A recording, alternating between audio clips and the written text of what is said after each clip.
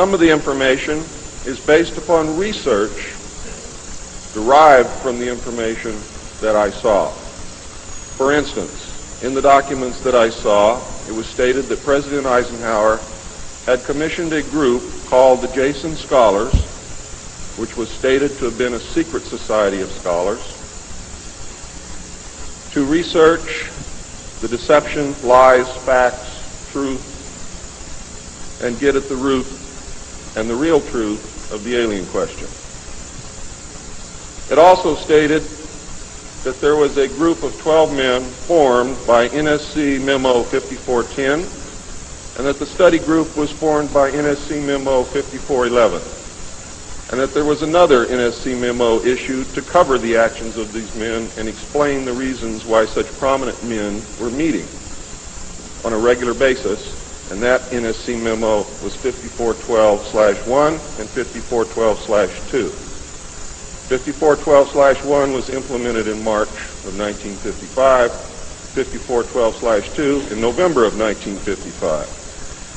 Anyone who knows how correspondence, executive orders, and executive memos are written knows that you do not write a memo 5412 in March and then in November tack a second part onto it. The memo was originally really written in 1954. I'm going to go through the whole history. I'm going to have to leave a few things out simply because it's going to be impossible to cover everything in the hour and a half that I have. Before I begin, I would like to read two quotes to you. The first is attributed to Mr. Alistair Cook, who said, quote, "I'll be astounded if this planet is still going 50 years from now. I don't think we will reach 2000. It would be miraculous," unquote. Winston Churchill said, and I quote, "We seem to be moving, drifting, steadily against our will, against the will of every race and every people and every class, towards some hideous catastrophe. Everyone wishes to stop it, but they do not know how." What do you think he was referring to? Ronald Reagan stated on October 18, 1983, in a meeting with Thomas Dine, who is the executive director of the American Israel Public Affairs Committee. And I quote Ronald Reagan, "You know, I turn back to your ancient prophets in the Old Testament and the signs foretelling Armageddon. And I find myself wondering if we're the generation that is going to see that come about. I don't know if you've noted any of those prophecies lately, but believe me, they certainly describe the times we're going through." Now, ladies and gentlemen, during this talk that I'm going to give you, I'm going to explain to you the history of this phenomenon, who the secret government really is, and I will name them by name, beginning group, the study group. I will tell you who they are today. I'm going to tell you what this is all about. I'm going to tell you who's selling drugs to your children, and I'm going to tell you why the United States government is afraid for you to find out what the truth is regarding UFOs.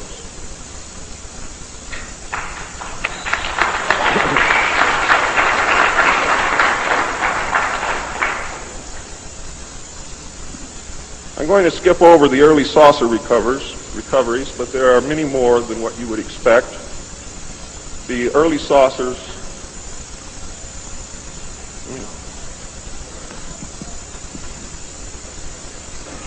Is this any better? There were many more saucer crashes and downed craft than what you have realized. There were many more alien bodies recovered, and there were more live aliens recovered than what you are aware of. But that's not important. The important thing is that they occurred, not how many and not where. The important thing is that they occurred. And those of you who want to argue over how many and where and how many bodies are wasting the time of everyone else, because that's not important. What's important is that they occurred. And there are two crashes that are so important that the government will go to any lengths to prevent you from finding out, and those are two crashes which occurred near the city of Aztec, New Mexico. Why? Because both of those crashed craft contained human body parts, and they are deathly afraid of a national panic.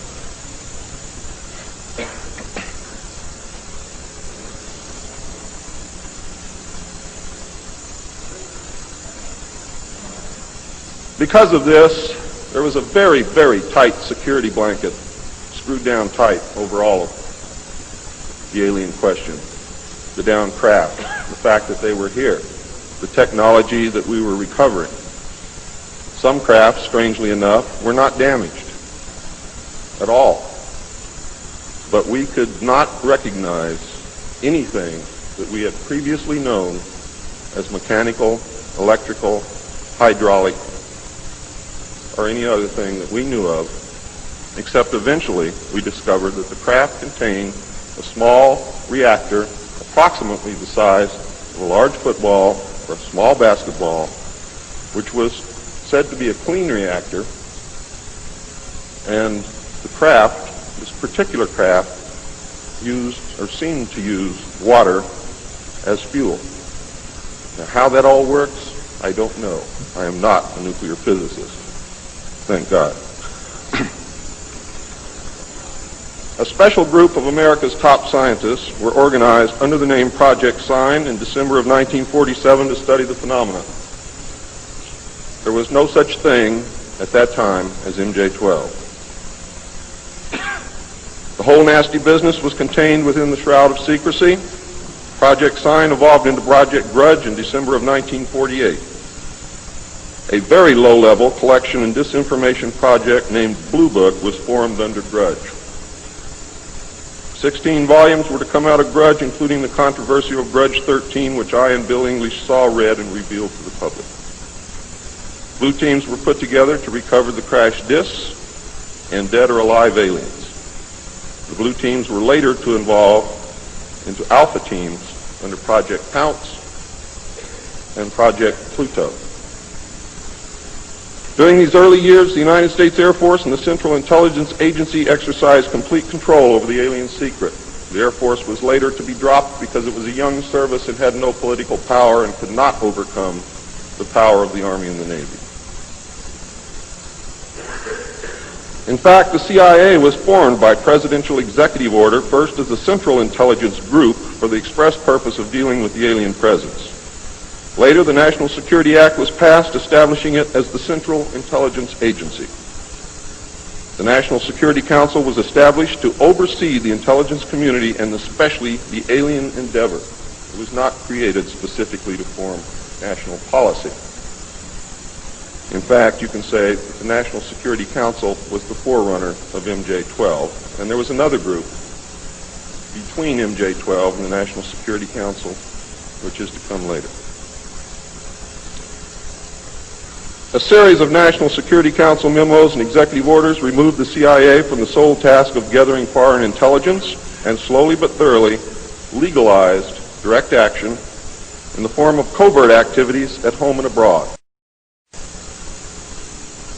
On December 9, 1947, Truman approved issuance of NSC-4, entitled Coordination of Foreign Intelligence Information Measures, at the urging of Secretaries Marshall, Forrestal, Patterson, and the Director of the State Department's Policy Planning Staff, Kennan, who, by the way, were all members of the Council on Foreign Relations.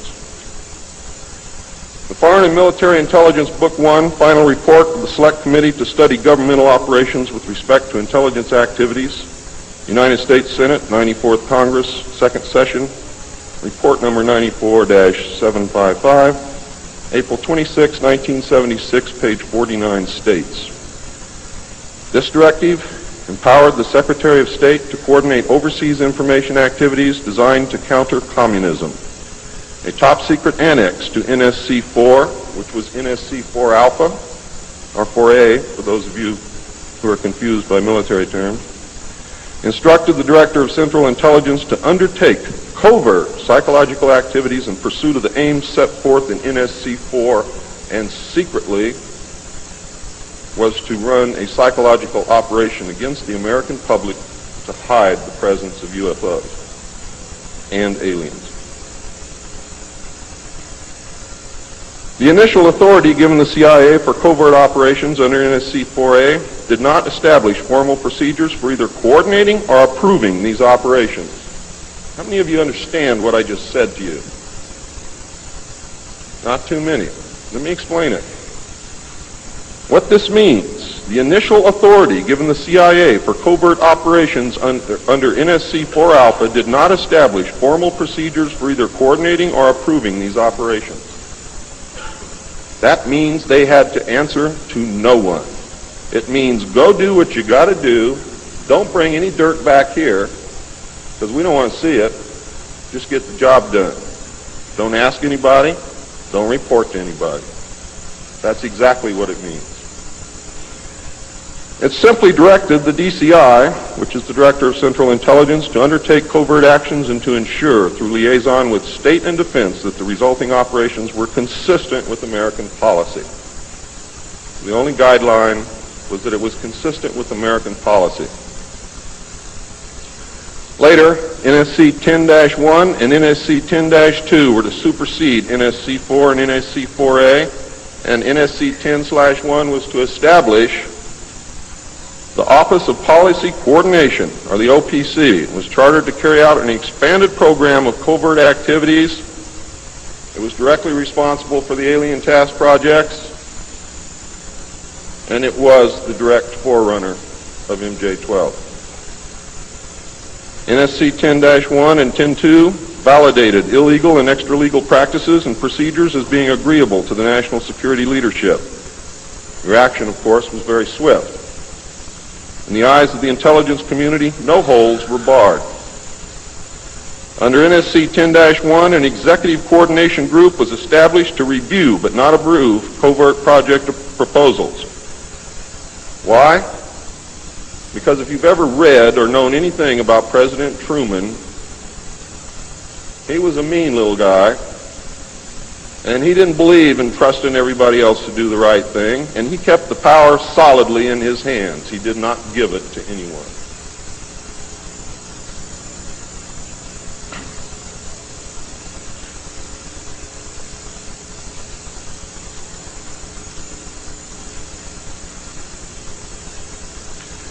The ECG was secretly tasked to coordinate the alien projects. NSC 10/1 and 2 were interpreted to mean that no one at the top wanted to know about anything until it was over and successful.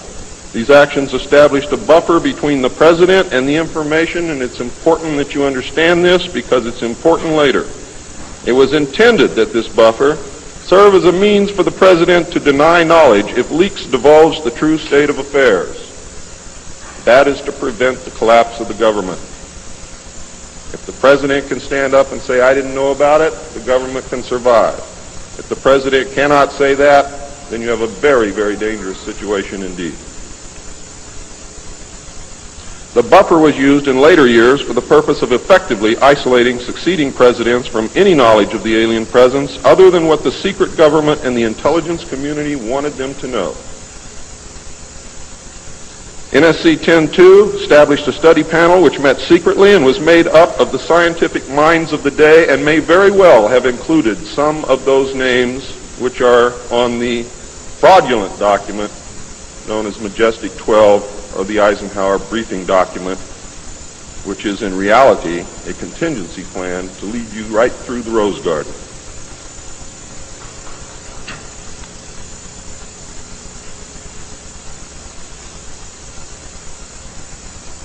The study panel was not called MJ-12.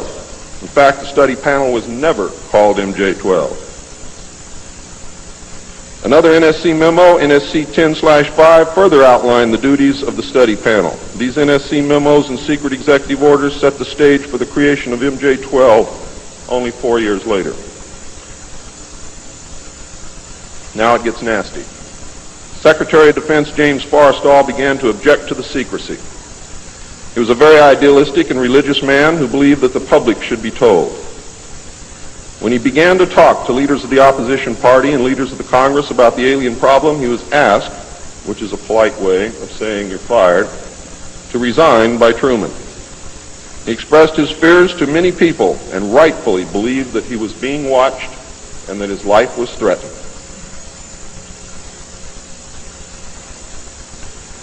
This was interpreted by those who were ignorant of the facts as paranoia, because most people had no knowledge of what was really going on. Forrestal later was said to have suffered a mental breakdown and was admitted, they say, actually, he was committed to Bethesda Naval Hospital against his will. In fact, it was feared that Forrestal would begin to talk again and he had to be isolated, discredited, and shut up. Sometime in the early morning of May 22nd, 1949, agents of the CIA tied a sheet around his neck, fastened the other end to a fixture in his room, and threw James Forrestal out the window. The sheet tore, and he plummeted to his death, and he became one of the first victims of the cover-up. The live alien that had been taken from the 1949 Roswell crash was called EB. It was short for extraterrestrial biological entity, and all aliens are not called EB. EB had a tendency to lie, and for over a year would give only the desired answers to questions asked. Those questions which would have resulted in an undesirable answer went unanswered. At some point during the second year of captivity, he began to open up, and the information derived from EB was startling, to say the least. And this compilation of his revelations became the foundation of what would later be finished, called the Yellow Book. Photographs were taken of EB, which among others, I and Bill English were to view years later in Grudge 13. Why do they keep the aliens in a Faraday-shielded environment? Because they have a tendency to disappear right through walls. And if you can prevent the transmission of electromagnetic energy, you can stop them from doing it.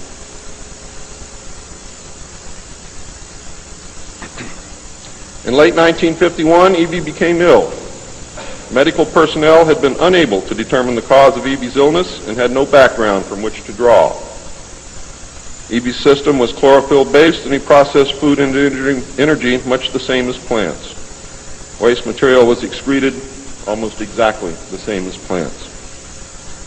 It was decided that an expert in botany was called for. A botanist, Dr. Guillermo Mendoza, was brought in to try and help him recover. Those of you who have been looking for him on medical lists will not find him there. He was a PhD in botany. Dr. Mendoza worked to save EB until mid-1952 when EB died. Dr. Mendoza eventually, according to the information that I read, became the expert on at least this type alien biology. In a futile attempt to save EB and to try and gain favor with this technological superior alien race, the United States began broadcasting a call for help early in 1952 into the vast regions of space. If you know they're better than you, and if you know they can lick you, you better try and be friends with them, and that's what this effort was all about. The call went unanswered, but the project continued as an effort of good faith. President Truman created the super-secret National Security Agency by secret executive order on November 4th, 1952, and until recent years, there wasn't 1 in 50,000 people in the United States who even knew it existed. Its primary purpose was to decipher the alien communications and language and establish a dialogue with the aliens. This most urgent task was a continuation of the earlier effort and was codenamed Sigma. The secondary purpose of the NSA was to monitor all communications and emissions from any and all devices worldwide for the purpose of gathering intelligence, both human and alien, and to contain the secret of the alien presence. Project Sigma, ladies and gentlemen, was extremely successful. The NSA also maintains communications with the Luna base and other secret space programs. By executive order, the NSA is exempt from all laws which do not specifically name the NSA in the text of the law as being subject to that law. How many of you know what that means? That means we have a completely lawless organization running around the country doing whatever they want to do, answering to no one, and under no law which does not name the National Security Agency in the text of that law as specifically being subject to that law by executive order of the President of the United States. That means that if the agency is not spelled out in the text of any and every law passed by the Congress, it is not subject to that or those laws. The NSA now performs many other duties and in fact is the premier agency within the intelligence community. Today, the NSA receives 75% of the monies allotted to the intelligence community. And the old sayings, ladies and gentlemen, where the money goes, therein the power resides, is absolutely true.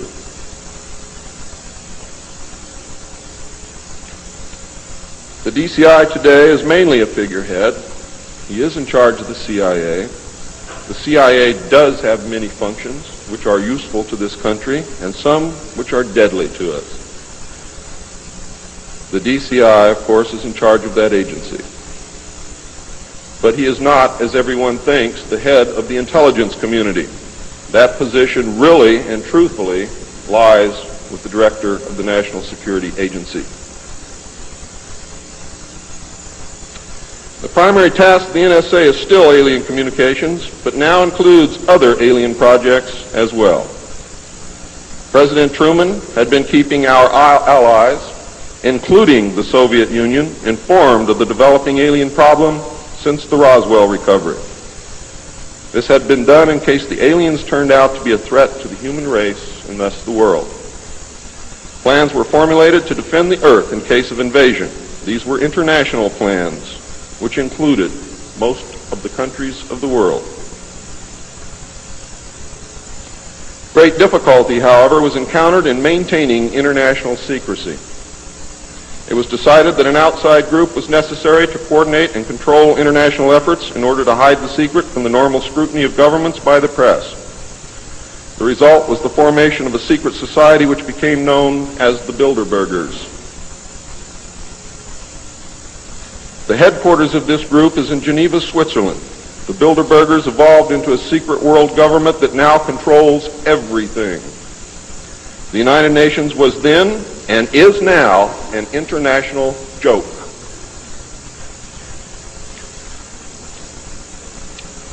In 1953, a new president occupied the White House. He was a man used to a structured staff organization with a chain of command.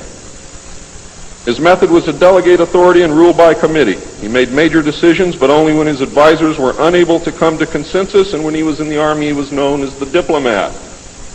He was very good at what he did. He was very good at bringing people together, reaching consensus, and getting people to work for him. His normal method was to read through or listen to several alternatives and then approve one. Those who worked closely with him have stated that his favorite comment was, "Just do whatever it takes." Now here's a man very different from President Truman. He spent a lot of time on the golf course. This was not all unusual for a man who had been career Army with the ultimate position of Supreme Allied Commander during the war, a post which carried 5 stars along with it. In fact, he deserved it. This president was General of the Army Dwight David Eisenhower. During his first year in office, 1953, at least 10 more crash disks were recovered, along with 26 dead and 4 live aliens. One of the 4 live aliens died within hours of being removed from the craft. The others died approximately 3 or 4 days later. Of the 10, 4 were found in Arizona, 2 in Texas, 1 in New Mexico, 1 in Louisiana, 1 in Montana, and 1 in South Africa. And there were hundreds of sightings. Why were so many craft crashing? Because the government was scared. And when they found out that the radar was downing the craft, they started aiming the radar at the craft with lock-on radar and pumped the juice through. And they brought as many down as they could.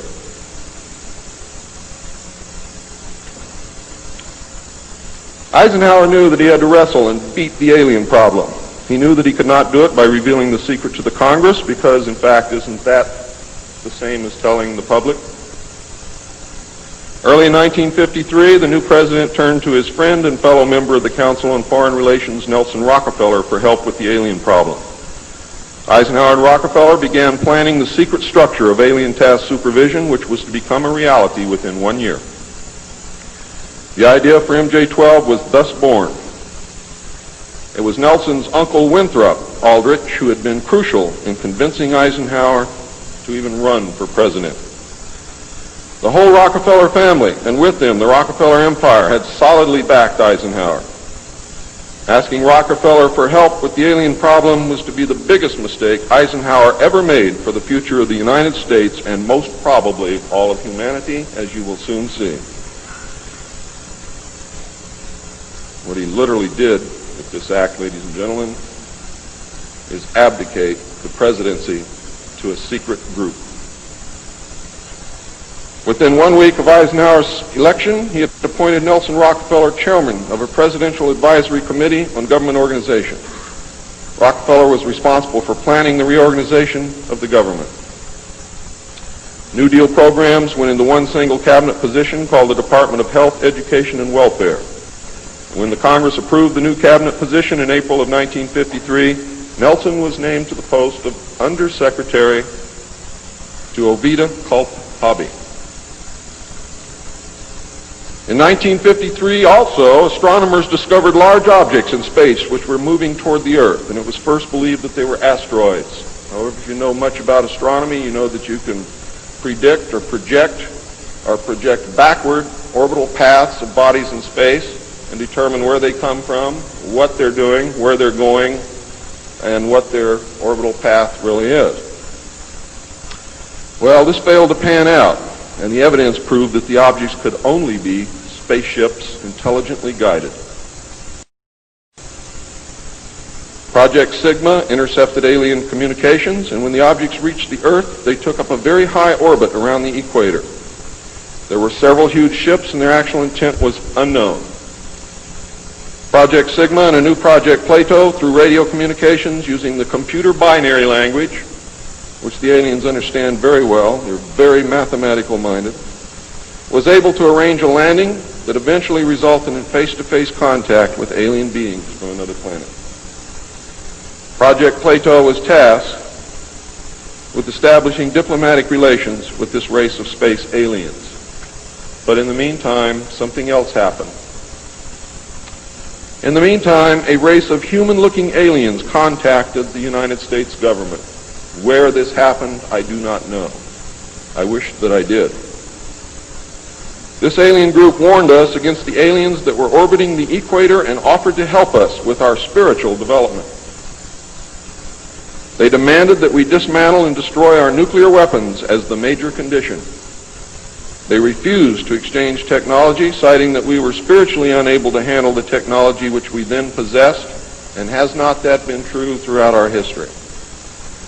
They believed that we would use any new technology to destroy each other, as we always have. This race stated that we were on a path of self-destruction, and we must stop killing each other, stop polluting the earth, stop raping the earth's natural resources, and learn to live in harmony with each other and with nature.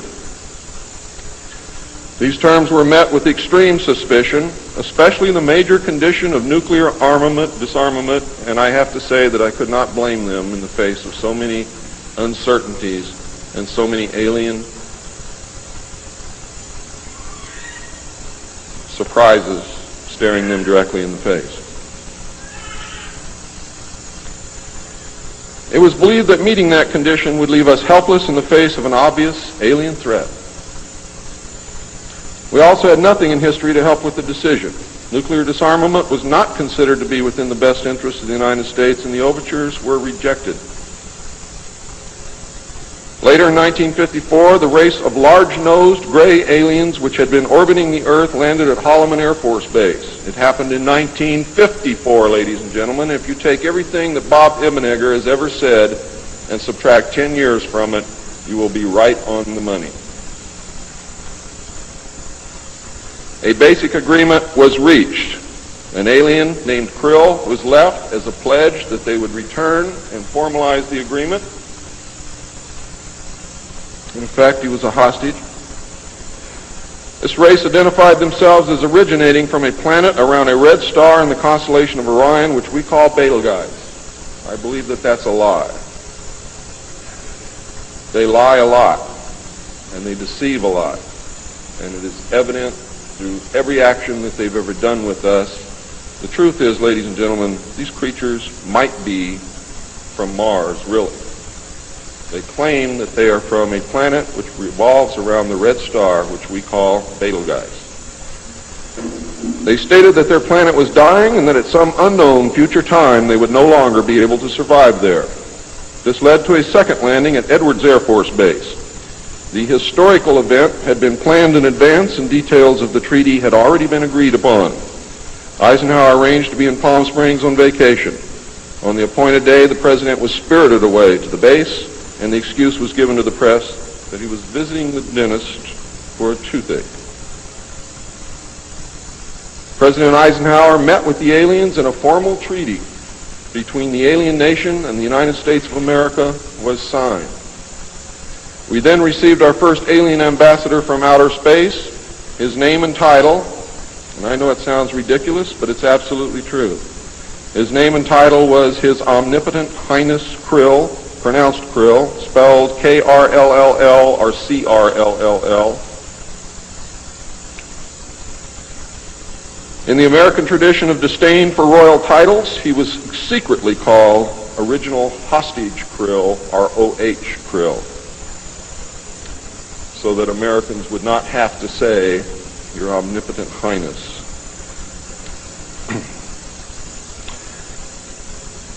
You should know that the alien flag is known as the trilateral insignia.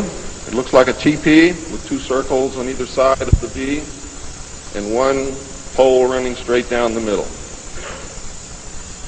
It is displayed on their craft and worn on their chest on their uniforms. Both of these landings in the second meeting were filmed, and the film exists today. Where it exists, I do not know, but I do know that it exists.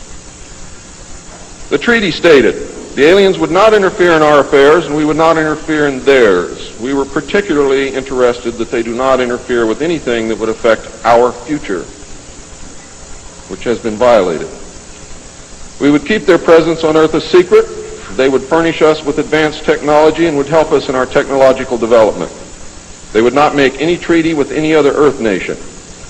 They could abduct humans on a limited and periodic basis for the purpose of medical examination and monitoring of our development, with the stipulation that the humans would not be harmed, would be returned to their point of abduction, that the humans would have no memory of the event, and that the alien nation would furnish MJ-12 with a list of all human contacts and abductees on a regularly scheduled basis. And this is not being done.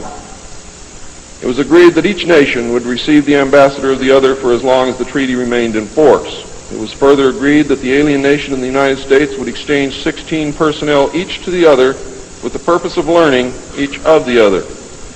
The alien guests would remain on Earth, and the human guests would travel to the alien point of origin for a specified period of time, then return, at which point a reverse exchange would be made. I have no knowledge whatsoever of what happened to those original 16 humans who left the Earth with the aliens. It was also agreed that bases would be constructed underground for the use of the alien nation, and that 2 bases would be constructed for the joint use of the alien nation and the United States government. The base at Dulce is one, the base at S4 in the area known as Area 51 or Dreamland is the second. Exchange of technology would take place in the jointly occupied bases. These alien bases would be constructed under Indian reservations in the 4 corners of Utah, Colorado, New Mexico, and Arizona, and one would be constructed in Nevada in the area known as S4, located approximately 7 miles south of the western border of Area 51, otherwise known as Dreamland. All alien areas are under complete control of the Naval Department, and all personnel who work in these complexes receive their checks from the Navy. Construction of the bases began immediately, but progress was slow until large amounts of money were made available in 1957, and in the meantime work continued on the Yellow Book with the information derived from the guests.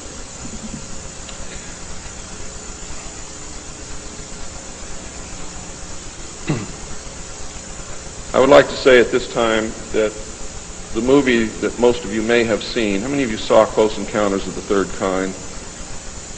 That movie was absolutely true. Those events did take place. Not exactly as you saw them, not in the place where you saw them take place, but there was a landing, there was an agreement, There was conversation. There was an exchange of personnel made. I would like to say now also that J. Allen Hynek was the technical director on that movie, and he was also the co-author of Grudge 13, which I read between the years 1970 and 1973, along with another man named Lieutenant Colonel Friend. As you learned last night, it's the real nice guys that get you. Right, Phil?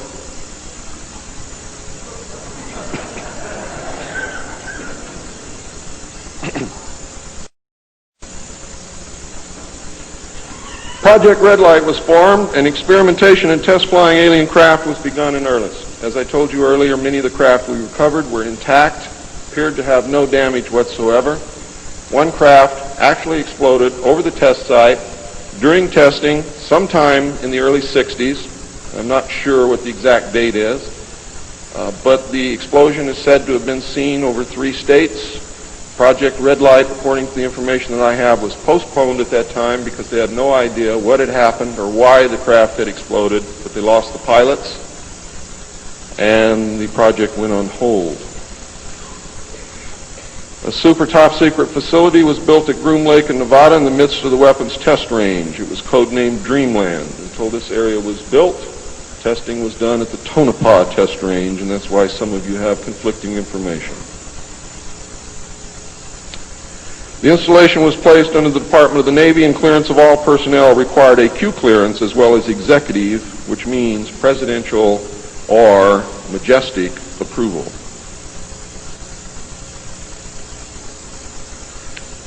This is ironic due to the fact that the President of the United States does not have clearance to visit the site. How many of you did not know that? The President of the United States cannot enter Area 51. There are very many other areas which he cannot enter also. The alien base and exchange of technology actually took place in an area known as S4. Area S4 was codenamed the Dark Side of the Moon. The Army was tasked to form a super-secret organization to furnish security for all alien task projects. This organization became the National Reconnaissance Organization based at Fort Carson, Colorado. The specific teams trained to secure the projects were called Delta. A second project, codenamed Snowbird, was promulgated to explain away any sightings of the red light craft as being Air Force experiments.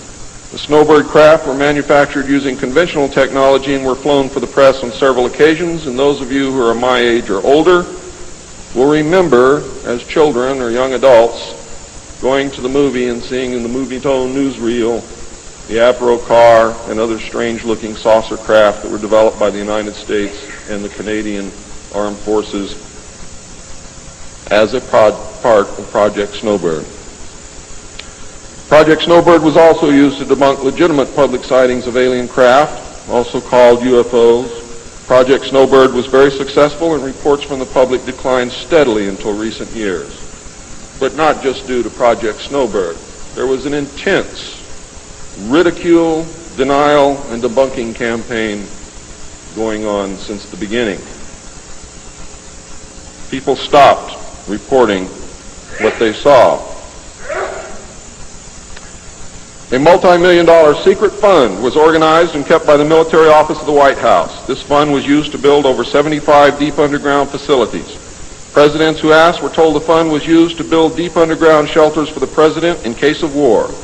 Only a few were built for the president.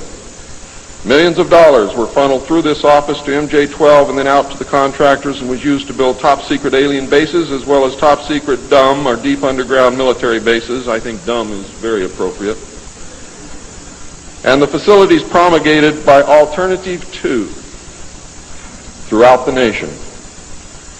President Johnson used this fund to build a movie theater and pave the road on his ranch, and I believe he also used it to fix his shower. He had no idea of its true purpose, but he felt that because it was military money, it was his money. The secret White House Underground Construction Fund was set up in 1957 by President Eisenhower, And you can forget Truman because Eisenhower has done everything that's been done to us, not intentionally, not to hurt us, in the beginning to protect us. The funding was obtained from Congress under the guise of construction and maintenance of secret sites where the president could be taken in case of military attacks, called presidential emergency sites. The sites are literally holes in the ground deep enough to withstand a nuclear blast and are outfitted with state-of-the-art communications equipment. To date, there are more than 75 sites spread around the country that I can account for, which were built using money from this fund. The Atomic Energy Commission has built at least an additional 22 underground sites, again, that I can account for. The location and everything to do with these sites were and are considered and treated as top secret. The money was and is in control of the military office of the White House and was and is laundered through a circuitous web that even the most knowledgeable spy or accountant cannot follow. As of 1980, only a few at the beginning and end of this web knew what the money was for. At the beginning were Representative George Mahan of Texas, the chairman of the House Appropriations Committee and of its Defense Subcommittee, and Representative Robert Sykes of Florida, chairman of the House Appropriations Military Construction Subcommittee. Today, it was rumored that House Speaker Jim Wright controlled the money in Congress and that a power struggle was underway to remove him. We all know what happened there, but I could not substantiate by any source the fact that he was in charge of the money. It is a rumor. At the end of the line were the President, MJ-12, the Director of the Military Office, and a commander at the Washington Navy Shipyard. The money was authorized by the Appropriations Committee, who allocated it to the Department of Defense as a top-secret item in the Army construction program. The Army, however, ladies and gentlemen, could not spend it, and, in fact, did not even know what it was for. Authorization to spend the money was in reality given to the Navy. You'll find out why the Navy has control of all this a little bit later. It will become clear to you. The money was channeled to the Chesapeake Division of the Navy Engineers, who did not know what it was for either. Not even the commanding officer, who was an admiral, knew what the fund was to be used for. Only one man, a Navy commander, who was assigned to the Chesapeake Division, but in reality was responsible only to the military office of the White House, knew of the actual purpose, amount, and ultimate destination of the top-secret fund. The total secrecy surrounding the fund that meant that almost every trace of it could be made to disappear by the very few people who controlled it. There has never been, and most probably never will, be an audit of this secret money. Large amounts of this money were transferred from the top secret fund to a location at Palm Beach, Florida that belongs to the Coast Guard called Peanut Island. The island is adjacent to property which was owned by Joseph Kennedy. The money was said to have been used for landscaping and general beautification. The money did not begin to be transferred to Peanut Island until shortly after Kennedy's assassination. Some time ago, a TV news special on the Kennedy assassination told of a Coast Guard officer transferring money in a briefcase to a Kennedy employee across this property line. It was on television. Could this have been a secret payment to the Kennedy family for the loss of their son, John F. Kennedy? I think it was, but I can't prove it. The payments continued through the year 1967 and then stopped. The total amount transferred is unknown and the actual use of the money is unknown. Meanwhile, back at the ranch, Nelson Rockefeller changed positions again. He had been in sort of a holding position until the time was right, and now the time was right. This time he was to take C.D. Jackson's old position, which had been called the Special Assistant for Psychological Strategy. With Nelson's appointment, the name was changed to the Special Assistant for Cold War Strategy. This position would evolve over the years into the same position Henry Kissinger was ultimately to hold under President Nixon. Officially, he was to give advice and assistance in the development of increased understanding and cooperation among all peoples. Sounds very nice and innocent, doesn't it? The official description, of course, was a smokescreen. For secretly, he was the presidential coordinator for the intelligence community. In his new post, Rockefeller reported directly and only to the president. He attended meetings of the Cabinet, the Council on Foreign Economic Policy, and the National Security Council, which was the highest policy-making body in the government. Nelson Rockefeller was also given a second important job as the head of the secret unit called the Planning Coordination Group, which was formed under NSC 5412/1 in March of 1955. However, the memo was written in 1954 at the same time that NSC 5410 and NSC 5411 were written. It was not used until it was needed. The group consisted of different ad hoc members depending upon the subject on the agenda. The basic members were Rockefeller, a representative of the Department of Defense, a representative of the Department of State, and the Director of Central Intelligence. It was soon called the 5412 Committee or the Special Group. NSC 5412/1 established the rule, for the first time, established the rule that covert operations were subject to approval by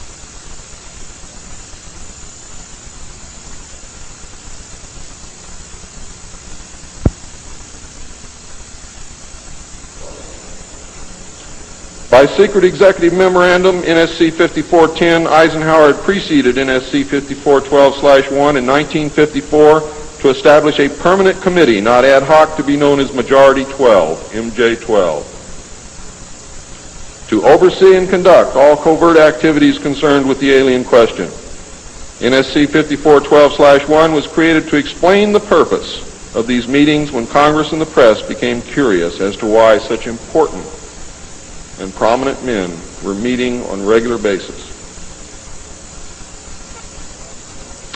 Majority 12 was made up of Nelson Rockefeller, the Director of Central Intelligence, Allen Welsh Dulles, the Secretary of State, John Foster Dulles, the Secretary of Defense, Charles E. Wilson, the Chairman of the Joint Chiefs of Staff, Admiral Arthur W. Radford, and that's why the Navy got everything, because the first Chairman of the Joint Chiefs of Staff who served on MJ-12 was Navy. If it had been an Army general, the Army would have had it. The Director of the Federal Bureau of Investigation, J. Edgar Hoover, and that should answer a lot of questions for you, and 6 men from the Executive Committee of the Council on Foreign Relations known as the Wise Men. These men were all members of a secret society of scholars that called themselves the Jason Society. See you smiling, Bill. Thought I didn't know it, didn't you? Fooled you. Are the Jason scholars who recruited their members from the Skull and Bones and the Scroll and Key societies of Harvard and Yale. And that was stated verbatim in Operation Majority. The Wise Men were key members of the Council on Foreign Relations. There were 12 members, including the first 6 from government positions, thus Majority 12. This group was made up over the years of the top officers and directors of the Council on Foreign Relations and later the Trilateral Commission. Gordon Dean, George Bush, and Zbigniew Brzezinski were among them. The most important, however, and influential of the Wise Men who served on MJ-12 were John McCloy, Robert Lovett, Averill Harriman, Charles Bolin, George Kennan, and Dean Acheson. Their policies were to last well into the decade of the 70s, and it is significant that President Eisenhower, as well as the first 6 MJ-12 members from the government, were also members of the Council on Foreign Relations.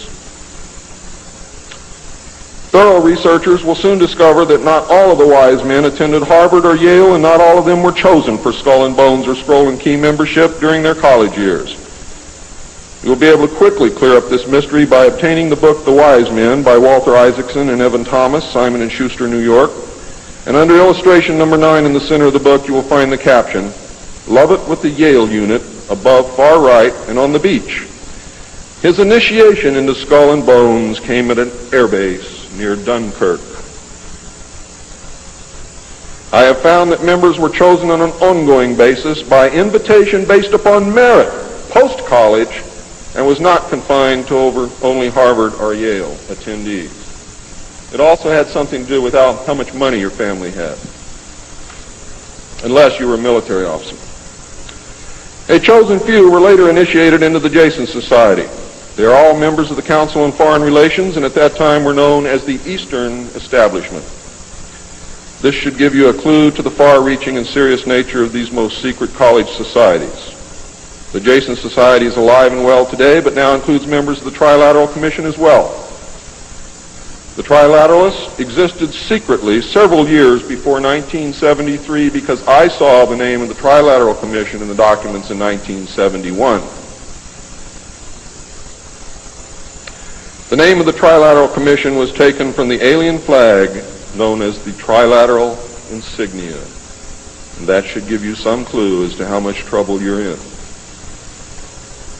Majority 12 was to survive right up to the present day. Under Eisenhower and Kennedy, it was erroneously called the 5412 Committee, or more correctly, the Special Group.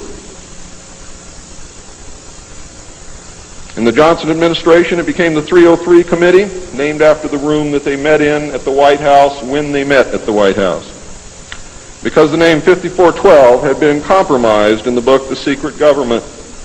Actually, it was not compromised. It was intentionally leaked to explain the purpose of the meeting of these men so that no one would go looking for NSC 5410 and NSC 5411. And I wish you all luck. I hope that you're able to dig it out.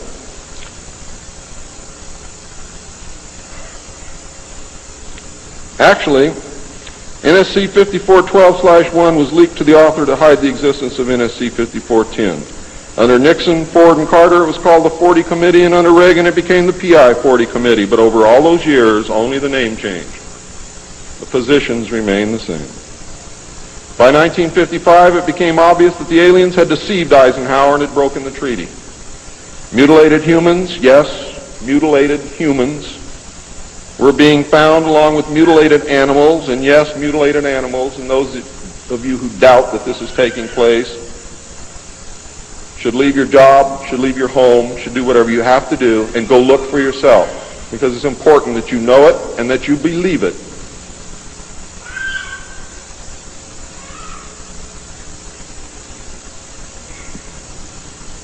These things were being found all across the United States.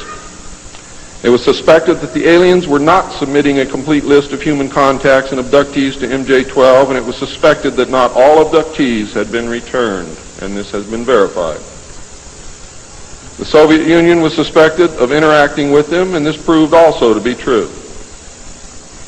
It was learned that the aliens had been and were then manipulating masses of people through secret societies, witchcraft, magic, the occult, and religion. After several Air Force combat air engagements with alien craft, it also became apparent that our weapons were no match against theirs. In November of 1955, NSC 5412/2 was issued, establishing a study committee to explore all factors which are involved in the making and implementing of foreign policy in the nuclear age. This, again, was only a blanket of snow that covered the real subject of study, which was the alien question.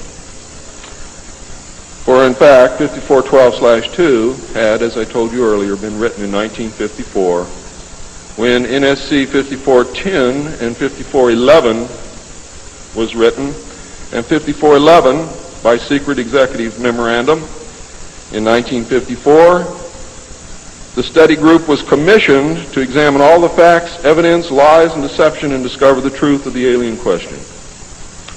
NSC 54/2 was only a cover that had become necessary when the press began inquiring as to the purpose of regular meetings of such important men. When the press asked Gordon Dean, somewhere near the end of 1954, why they were meeting and what they were studying, Gordon Dean says, "As of yet, we have no direction, but we're working on it." It then became necessary to find a direction and find a reason for these meetings, and that's exactly what they did. The first meetings began in 1954 and were called the Quantico meetings because they met at the Quantico Marine Base. See, one thing I knew, ladies and gentlemen, I know who they are. I know what they were called. All I had to do was find out who belonged to those names. And it's impossible to hold meetings of 36 prominent men secret over such a long period of time. The study actually lasted 3 years, not forever. It was a 3-year study, period.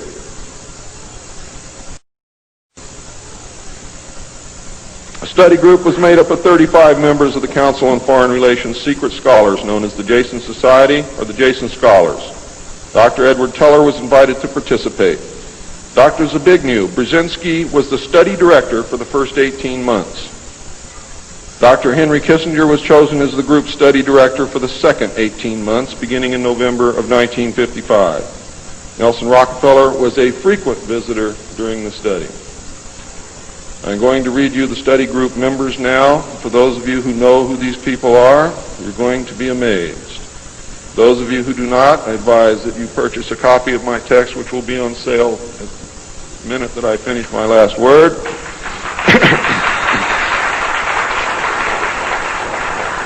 And research everything that I'm telling you, and your own research will tell you that I am telling you the truth, and I don't have to do that.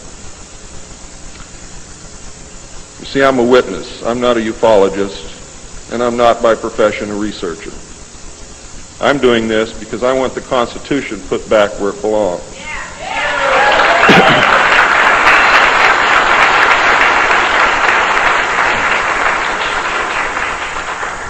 The study group members were Gordon Dean, chairman, one of the most powerful men in the United States at that time. Dr. Zbigniew Brzezinski, study director for the first phase. Dr. Henry Kissinger, study director for the second phase. Dr. Edward Teller represented the scientific community.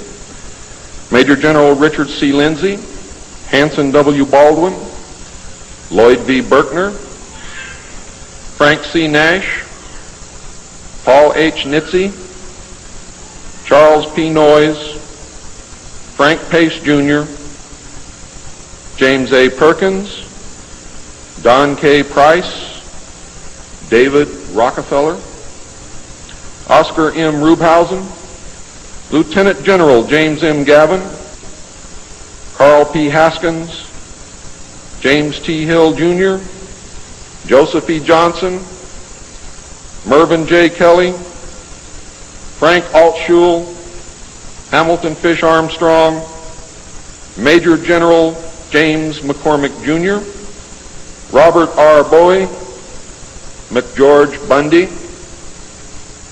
William A. M. Burden, John C. Campbell, Thomas K. Findletter, George S. Franklin Jr., I. Rabbi, Roswell L. Gilpatrick, N. E. Hallaby, General Walter Bedell Smith, called Beetle,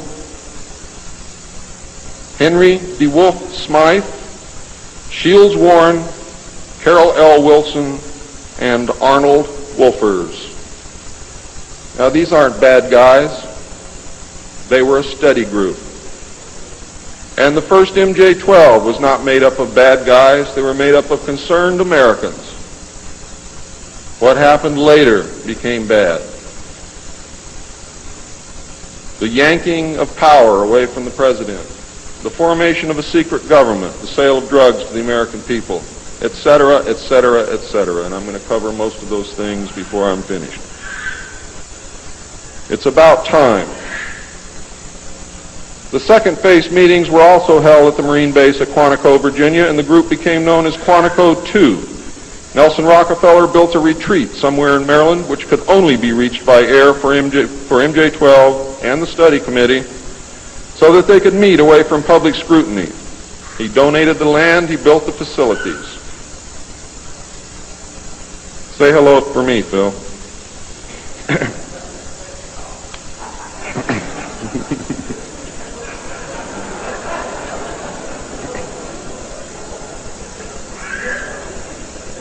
So that they could meet away from public scrutiny.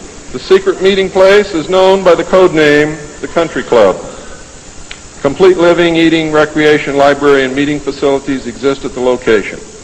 The study group was publicly closed in the later months of 1956, and Henry Kissinger published what was officially termed the results in 1957 as Nuclear Weapons and Foreign Policy by Henry A. Kissinger, published for the Council on Foreign Relations by Harper & Brothers, New York. In truth, the manuscript had already been 80% written while Kissinger was at Harvard. The study group continued veiled in secrecy. A clue to the seriousness Kissinger attached to the study can be found in statements by his wife and friends. Many of them stated that Henry would leave home early each morning and return late each night without speaking to anyone or responding to anyone. It seemed, in fact, as if he were in another world which held no room for anyone else. Now, when they say that he would not speak to anyone or respond to anyone, they meant it literally. I find these statements very revealing. The revelations of the alien presence and actions during the study must have been a great shock. I know I would have been shocked. Henry Kissinger was definitely out of character during the time surrounding these meetings, as he is normally described as being a gentleman, very charming, and most people who meet him like him very much.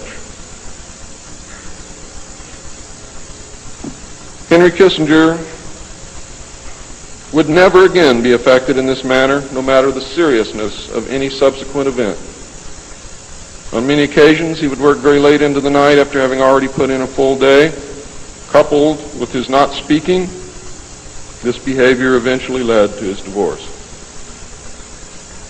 A major finding of the alien study was that the public could not be told, as it was believed that this would most certainly lead to economic collapse of the religious structure, and national panic, which would lead into anarchy.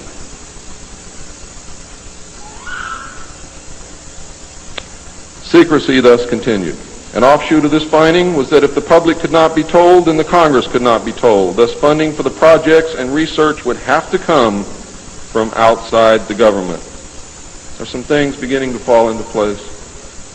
Without aliens, you cannot make sense of anything else that's been happening for the 44 years. You put the aliens in the middle of this stuff and you've got all the answers, every one of them.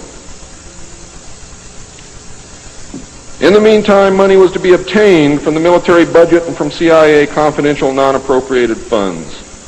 Another major finding was the aliens were using humans and animals for a source of glandular secretions, enzymes, hormonal secretions, blood, and in horrible genetic experiments. The aliens explained these actions as necessary to their survival. What I'm going to tell you now is very sad if it's true, because I am unable to weed through the lies and deception and really find the truth. All I know is what they told us. They stated that their genetic structure had deteriorated and that they were no longer able to reproduce. They stated that if they were unable to improve their genetic structure, their race would soon cease to exist. We looked upon their explanations with extreme suspicion. Since our weapons were literally useless against the aliens, MJ-12 decided to continue friendly diplomatic relations with them until such time as we were able to develop a technology which would then enable us to challenge them on a military basis. Overtures would have to be made to the Soviet Union and other nations to join forces for the survival of humanity. In the meantime, plans were developed to research and construct two weapon systems using conventional and nuclear technology, which would hopefully bring us to parity. The results of the research were projects Joshua and Excalibur. Joshua was a weapon captured from the Germans, which at that time was capable of shattering 4-inch thick armor plate at a range of 2 miles using low-frequency aimed sound waves. And it was believed that this weapon would be effective against the alien craft and beam weapons. Excalibur was a weapon carried by missiles not to exceed 30,000 feet above ground level, not to deviate from designated target more than 50 meters, that would penetrate 1,000 meters of tufa hard-packed soil such as that found in New Mexico, would carry a 1 megaton warhead, and was intended for use in destroying the aliens in their underground bases. Joshua was developed successfully but never used to my knowledge. Excalibur was not pushed until recent years, and now there is an unprecedented effort to develop this weapon. The people who are working on these weapons tell us that they have never been pushed so hard in their history working on any project than they are being pushed to develop Project Excalibur.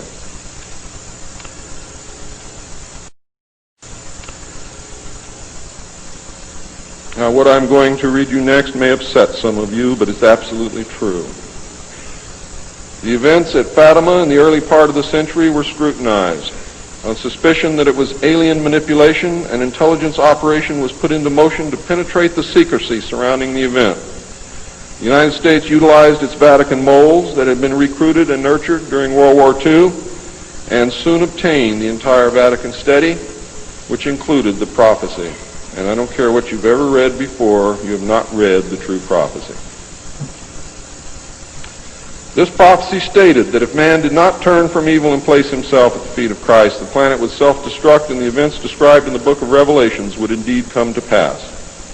It stated that a child would be born who would unite the world with a plan for world peace and a false religion beginning in 1992. By 1995, the people would discern that he was evil and was indeed the Antichrist. World War III would begin in the Middle East in 1995 with an invasion of Israel by a united Arab nation using conventional weapons, which would culminate in a nuclear holocaust in the year 1999. Between 1999 and 2003, most of the life on this planet would suffer horribly and die as a result.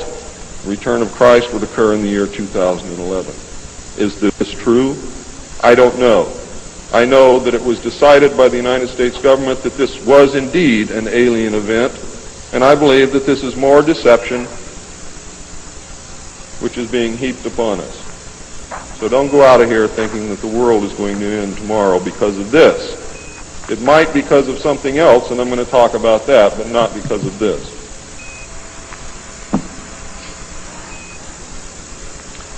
When the aliens were confronted with this finding, they confirmed that it was true. The aliens explained that they had created us through hybridization and had manipulated the human race through religion, Satanism, witchcraft, magic, the occult, secret societies, etc.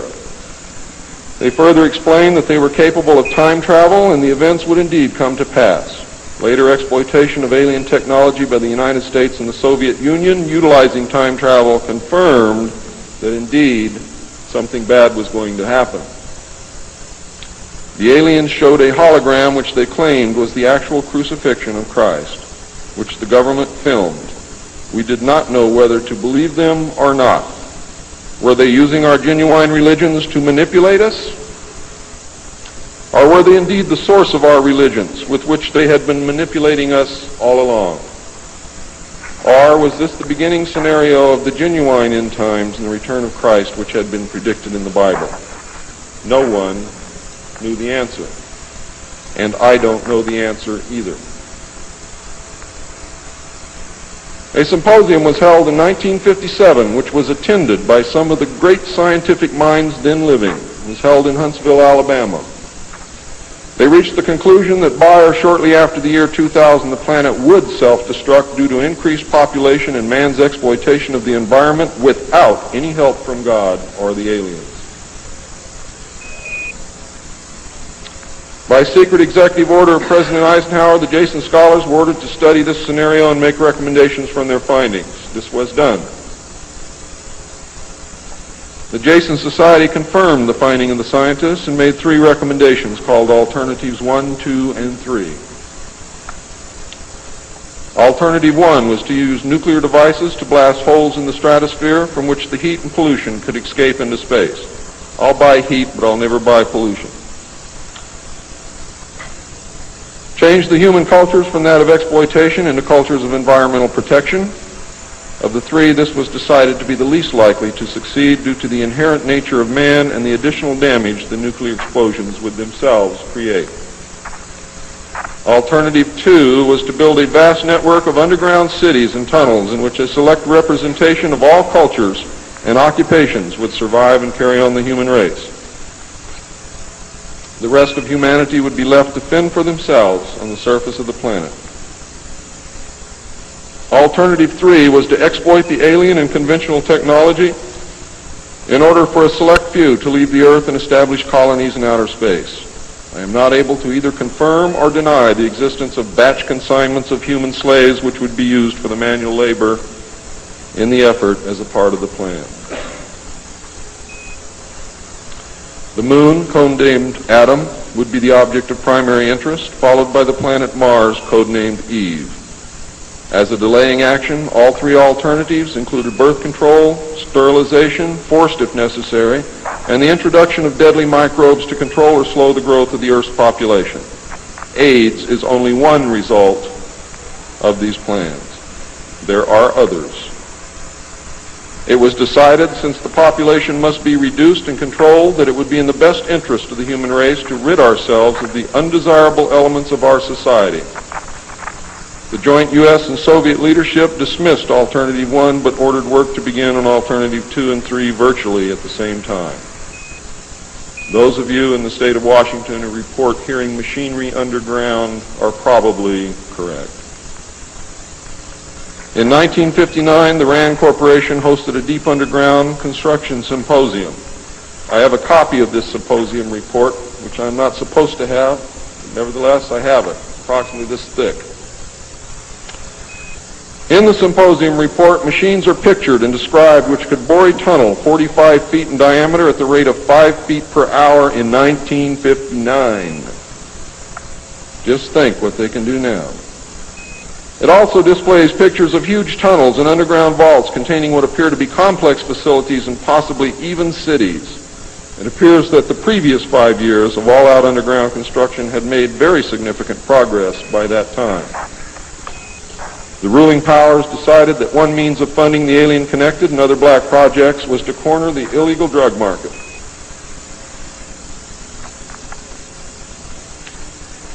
A young, ambitious member of the Council on Foreign Relations was approached. His name is George Bush, who at the time was the president and CEO of Zapata Oil based in Texas. Zapata Oil was experimenting with the new technology of offshore drilling. It was correctly thought that the drugs could be shipped from South America to the offshore platforms by fishing boat, where it would then be taken to shore by the normal transportation used for supplies and personnel. By this method, no customs or law enforcement agency would subject the cargo to search. George Bush agreed to help and organize the operation in conjunction with the CIA. The plan worked better than anyone had thought and has since expanded worldwide, and there are now many other methods of bringing the illegal drugs into the country. But it must always be remembered that George Bush began the sale of drugs to our children. Now, if you think I'm crazy, get off your butt and start digging, because you will find out that it's absolutely true. The CIA now controls all the world's illegal drug markets.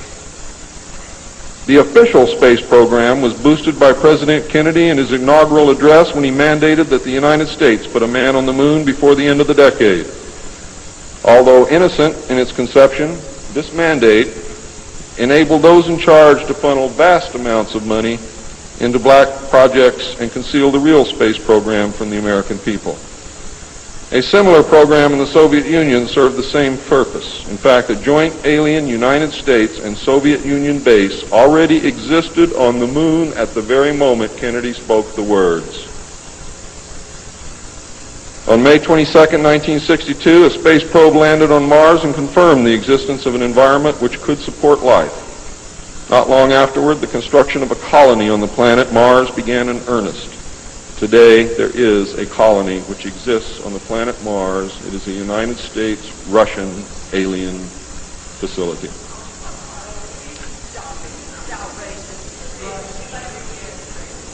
If you believe it's outrageous, stick around a few years.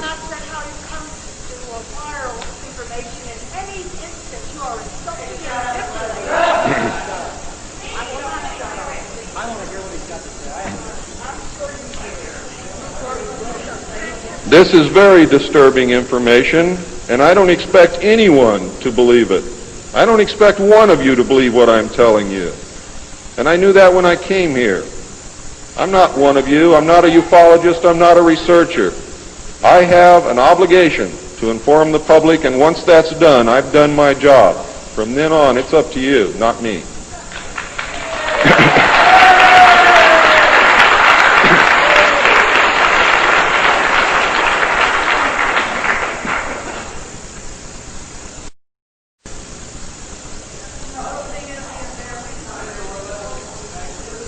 This colony exists on Mars, populated by specially select people from different cultures and occupations taken from all over the earth. A public charade of antagonism between the Soviet Union and the United States has been maintained over all these years in order to fund projects in the name of national defense when in fact we are the closest allies. At some point, President Kennedy discovered portions of the truth concerning the drugs and the aliens. He issued an ultimatum in 1963 to MJ-12. President Kennedy assured them that if they did not clean up the drug problem, he would. He informed MJ-12 that he intended to reveal the presence of aliens to the American people within the following year and ordered a plan developed to implement his decision. President Kennedy was not a member of the Council on Foreign Relations and knew nothing of Alternative 2 or Alternative 3 that I can find out. Internationally, the operations were supervised by an executive committee known as the Policy Committee. In the United States, they were supervised by MJ-12 and in the Soviet Union by its sister organization. President Kennedy's decision, of course, struck fear into these people. His assassination was ordered by the Policy Committee, and the order was carried out by agents of MJ-12 in Dallas. President John F. Kennedy was murdered by the Secret Service agent who drove his car in the motorcade, and the act is plainly visible in the film. It was stated in the documents that I saw. The assassin's name is William Greer. Watch the driver and not Kennedy when you view the film, when you can find a film that even shows it. All of the witnesses who were close enough to the car to see William Greer shoot Kennedy were themselves all murdered within 2 years of the event. That's fact. The Warren Commission was a farce, and Council on Foreign Relations members made up the majority of its panel. They succeeded in snowing the American people, and they hid the truth. And many other patriots who have attempted to reveal the alien secret have also been murdered throughout the intervening years. And that is why I've been so careful about the information that I released, because it was so important that I get here today to be able to tell you the truth, and what happens after me, after today, is of no consequence whatsoever. But what you do is. During the era of the United States' initial space exploration and the moon landings, every launch was accompanied by alien craft. A moon base dubbed Luna was sighted and filmed by the Apollo astronauts. Domes, spires, tall round structures which look like silos, huge T-shaped mining vehicles which left stitch-like tracks in the lunar surface, and extremely large as well as small alien craft appear in the photographs. It is, in fact, a joint United States, Russian, and alien base. The space program is a farce and an unbelievable waste of money. Alternative 3 is a reality, and it is not at all science fiction. Most of the Apollo astronauts were severely shaken by this experience, and their lives and subsequent statements reflect the depths of the revelation and the effect of the muzzle order which followed. They were ordered to remain silent or suffer the extreme penalty, death, which was termed an expediency. One astronaut actually did talk to the British producers of the TV expose Alternative 3, confirming many of the allegations. However, I do not know who it was. In the book, Alternative 3, the pseudonym Bob Groden was used in place of the astronaut's identity. It was also stated that he committed suicide in 1978. This cannot be validated by any source, and I believe that several so-called facts in the book are really disinformation. However, I can assure you that Alternative 3 is real. I firmly believe that this disinformation is a result of pressure put upon the authors and is meant to nullify the effect upon the populace of the British TV expose entitled Alternative 3. The headquarters of the international conspiracy is in Geneva, Switzerland. The ruling body is made up of representatives of the governments involved as well as the executive members of the group known as the Bilderbergers. Meetings are held by the Policy Committee when necessary on a nuclear submarine beneath the polar ice cap. The secrecy is such that this was the only method which could ensure that the meetings could not be bugged and is the only place where they discuss their most secret matters. I can say that the book is at least 70% true from my own knowledge and the knowledge of my sources. I believe that the disinformation was an attempt to compromise the British TV expose with information which could be proven false, just as the Eisenhower briefing document was released here in the United States under the contingency plan Majestic 12, and which can also be proven false. Since our interaction with the aliens began, we have come into possession of technology beyond our wildest dreams. A craft named Aurora exists at Area 51, which makes regular trips into space. It is a one-stage ship called a TAV, or Trans-Atmospheric Vehicle. And it can take off from the ground using a 7-mile runway, go into high orbit, return on its own power, and land on the same runway. We currently have and fly atomic-powered alien craft at Area S4 in Nevada. Our pilots have made interplanetary voyages in these craft and have been to the Moon, Mars, and other planets aboard these craft. There is a group of pilots at the base who wear a patch, which has a little alien peeking over the bottom. It has, I think, 3 or 4 letters at the top. I forget what they are, but John Lear knows what they are. There is a picture of Saturn and a picture of Mars in the photograph. And in the background, there are 7 stars, which are strangely shaped just like the stars in the Pleiades group. What that means, I don't know. We have been lied to about the true nature of the moon, the planets Mars and Venus, and the real state of technology that we possess today at this very moment. There are areas in the moon where plant life grows and even changes color with the seasons. And this seasonal effect is because the moon does not, as claimed, always present the exact same side to the Earth or the sun. There is an area that wobbles in and out of darkness on a seasonal basis, and it is near this area that the plant life grows. The moon does have a few man-made lakes and ponds upon its surface, and clouds have been observed and filmed in its atmosphere.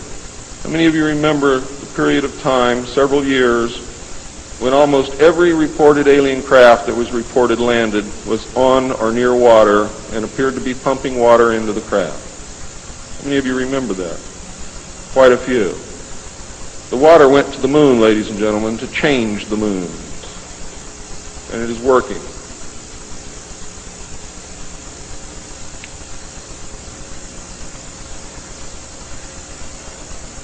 It possesses a gravitational field, and man can walk upon its surface without a spacesuit, breathing from an oxygen bottle after undergoing decompression the same as any deep-sea diver. Ladies and gentlemen, if you can come from 1,200 feet underwater to the surface through decompression, you can go from the surface to 1 atmosphere of vacuum. See, vacuum does not cause a problem for the human body. It's the inert gas that's dissolved in your tissues and in your bones and in the fluids in your body that causes you the problem. If this is decompressed properly, you will have no problem. All you need is a very small amount of oxygen, a very small pressure to breathe. You will suffer no harm, except for one thing, that oxygen becomes toxic after breathing it over a long period of time. Therefore, excursions would have to be of a minimal time length. Other than that, there is no reason why you or anyone else cannot walk on the surface of the moon or in space in a vacuum without a spacesuit.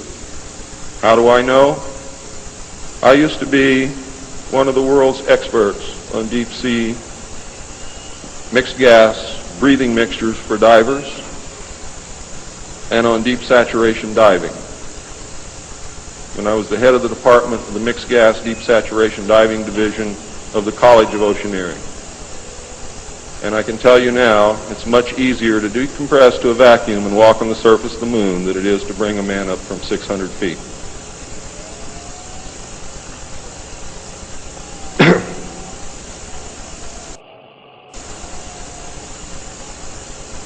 I have seen the photographs, and some of them were actually published in a book called We Discovered Alien Bases on the Moon by Fred Steckling. However, all the photographs are not there, but there are some very good ones. I would advise you to buy the book. I would advise you to look at the photographs, get the NASA number, and send for them. I doubt that you can still get them, but at one time you could. In 1969, a confrontation broke out between the human scientists and the aliens at the Dulce Underground Lab. The aliens took many of our scientists hostage. Delta forces were sent in to free them, but were no match against the alien weapons. 66 of our people were killed during this action. As a result, we withdrew from all joint projects for at least 2 years. A reconciliation eventually took place, and once again we began to interact. As far as I know, today we are interacting with the aliens. Now,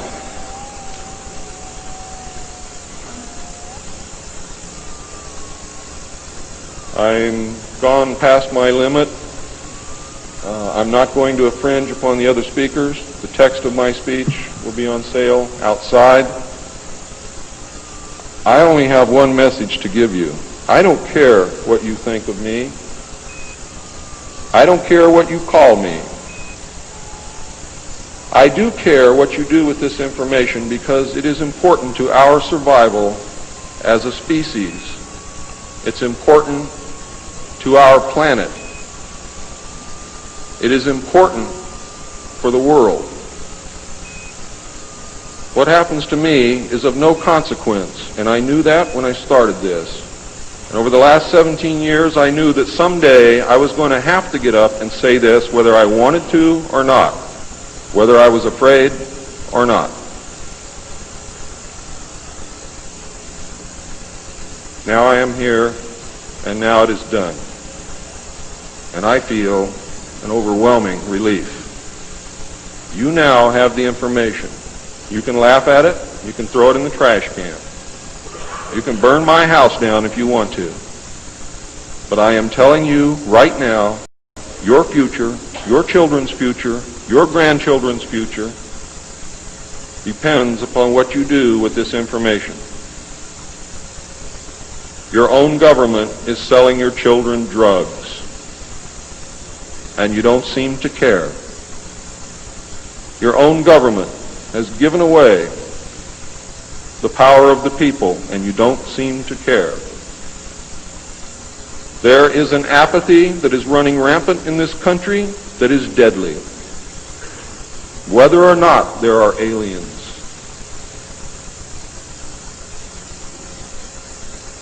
We are truly now, at this moment, a nation of sheep. And ladies and gentlemen, I assure you that sheep are always led to the slaughter. But it does not have to be that way. There is tremendous power in knowledge.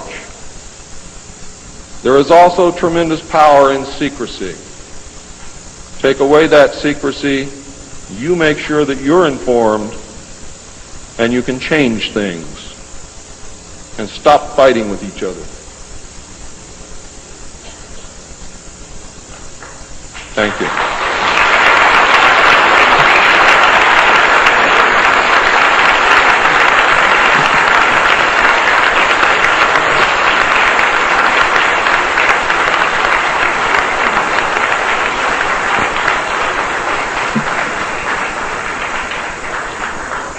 This time, ladies and gentlemen, I think a 5-minute break is in order. What do you think, John?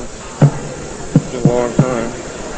Please keep it to 5 minutes because we really are very limited on time.